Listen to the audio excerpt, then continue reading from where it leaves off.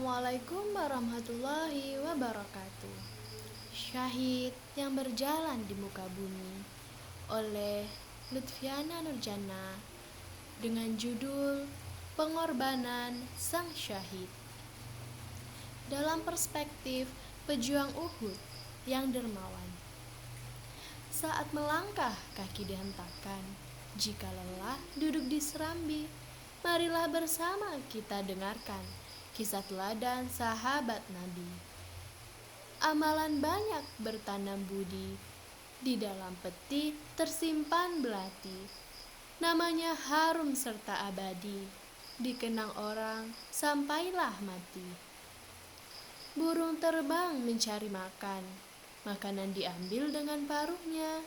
Izinkan saya untuk menyampaikan, agar kita mengetahui kisahnya.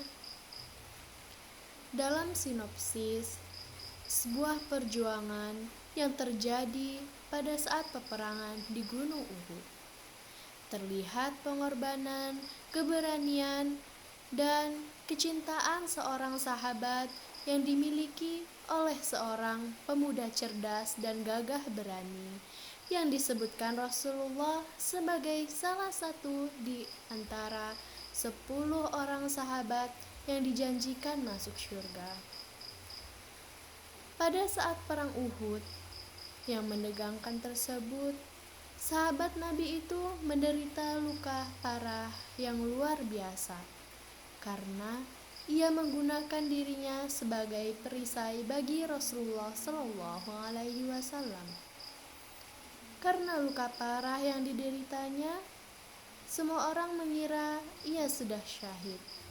Namun ternyata ia masih hidup. Sahabat Nabi ini juga dikenal dengan orang yang dermawan, sehingga ia mendapat julukan Al-Fayyad yang artinya yang dermawan.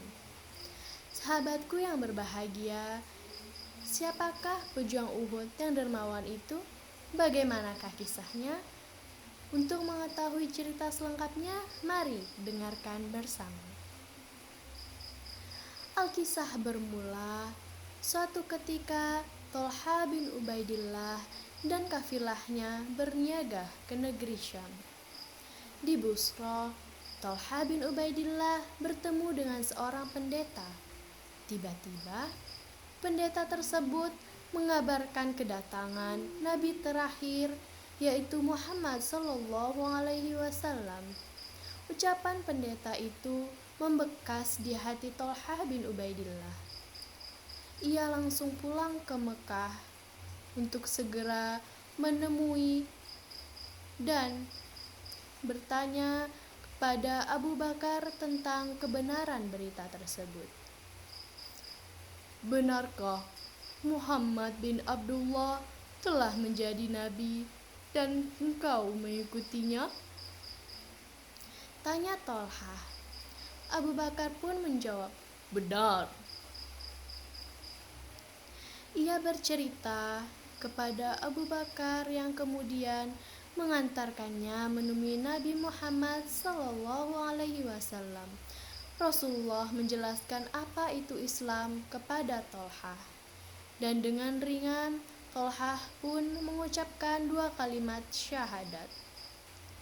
Thalhah dikenal sebagai orang yang jujur dan teguh pendirian sejak awal keislamannya. Ia juga tidak pernah ingkar janji dan dermawan. Pernah suatu ketika Thalhah bin Ubaidillah membawa pulang keuntungan dagang sebesar 700.000 dirham. Malam itu Thalhah gelisah dan merasa tidak tenang. Melihat kondisi Thalhah, sang istri Su'dah binti Auf pun bertanya, "Ada apa denganmu, wahai suamiku?" Thalhah bin Ubaidillah pun menjawab, "Ada yang mengganggu pikiranku. Pikiran seorang hamba yang tidak tenang ingin memejamkan mata, sedang ada harta yang bertumpuk di rumahnya." Mendengar ucapan suaminya tersebut pun, Su'dah binti Auf pun menjawab, "Mengapa engkau sempat sampai risau seperti itu? Bukankah banyak yang membutuhkan pertolonganmu? Besok pagi engkau bagikan saja uang itu kepada orang yang membutuhkan pertolonganmu. Besok pagi engkau bagikan saja uang tersebut. Lalu Thalha bin Ubaidillah pun menjawab, "Sungguh, semoga Allah merahmatimu. Engkau adalah wanita yang mendapat taufik Allah." Akhirnya, Thalha membagikan uang tersebut kepada fakir miskin, Ansar dan Muhajirin keesokan harinya. Ia tak merasa berhak memegang harta sebanyak itu meskipun itu adalah hasil keuntungan dagangnya. Pantas saja jika Rasulullah memberinya gelar Thalha al-Jaud yang artinya Thalha yang pemurah dan Thalha al-Fayyad artinya Thalha yang dermawan. Kecintaan Thalha bin Ubaidillah pada Nabi Muhammad SAW sangatlah besar. Saat perang Uhud, banyak kafir Quraisy mengepung Nabi. Thalha bin Ubaidillah beserta sahabat lainnya melindungi Rasulullah. Thalha mengikuti perang Uhud dan menderita luka parah yang luar biasa. Thalha pun maju menghadang musuh dan menghalau mereka agar tidak bisa mendekati Rasulullah. Thalha kembali ke dekat Rasulullah dan menaikkannya sedikit ke atas bukit. Disandarkannya tubuh Rasulullah yang mulia. Gigi taringnya patah dan kening bibirnya pun terluka. Darah mengucur dari wajah beliau. Abu Bakar dan Abu Ubaidah bin Jarrah menemui Rasulullah. Namun Rasulullah menyuruh mereka membantu Thalha.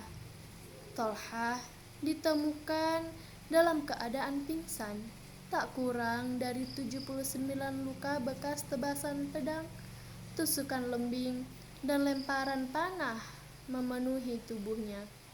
Ia menggunakan dirinya menjadi perisai bagi Rasulullah dan mengalihkan panah yang akan menancap diri Rasulullah dengan tangannya sehingga semua jari-jarinya terputus. Darah segar mengucur dari tubuhnya. Semua orang mengira Thalha sudah syahid karena luka parah yang dideritanya. Tapi ternyata ia masih hidup sehingga akhirnya Thalha mendapat julukan Asyahidul Al-Hayyu yang artinya syahid yang masih hidup. Sejak saat itu, jika ada yang membicarakan perang Uhud di depan Abu Bakar selalu menyahut, "Perang hari itu adalah peperangan milik Thalha seluruhnya hingga akhir hayatnya." Thalha bin Ubaidillah termasuk 10 orang yang dijanjikan masuk surga dan merupakan di antara orang-orang awal dalam memeluk Islam. Kisah sahabat Nabi ini menjadi pembelajaran yang sangat berharga yang mengajarkan kita bagaimana bersikap dermawan apabila memiliki kelebihan harta untuk diberikan kepada yang membutuhkan dan mengajarkan kita untuk mencintai Rasulullah sebagai utusan Allah. Membeli kurma untuk dimakan, dibungkus plastik tidak boleh disentuh. Cukup sekian yang dapat disampaikan. Wassalamualaikum warahmatullahi wabarakatuh.